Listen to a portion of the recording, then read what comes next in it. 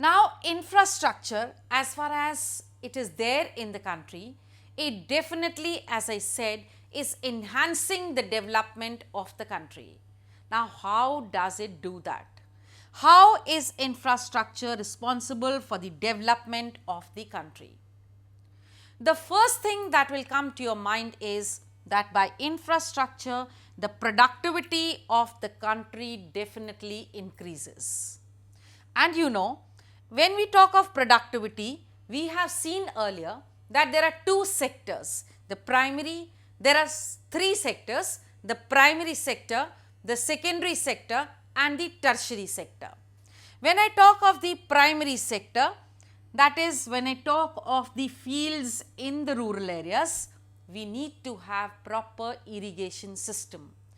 Because if we have irrigation system, it will be that the farmers can sow and reap their fields as and when required.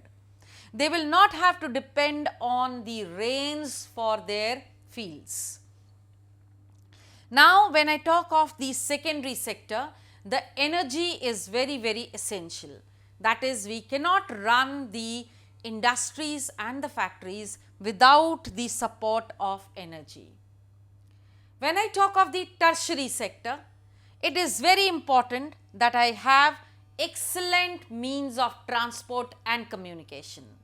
Thus, whether it is the primary sector, the secondary sector or the tertiary sector, the productivity enhancement responsibility is with the infrastructure and infrastructure alone. Now, the next feature is that it enhances the ability of work in the individuals. Now, how does it do that? You see, the social infrastructure, the schools, the colleges, the hospitals are all responsible for increasing the ability of work of the individual. We will have healthy mind and healthy body individuals if we have good hospitals, schools and colleges. Thus, it is essential for enhancing the ability of work of the people residing in the country.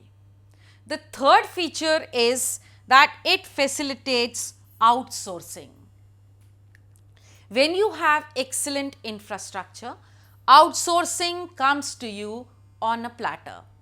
You see, in India, we have lot of BPOs, we have medical transcriptions and other such spheres which are coming to India and of course generating employment for the people.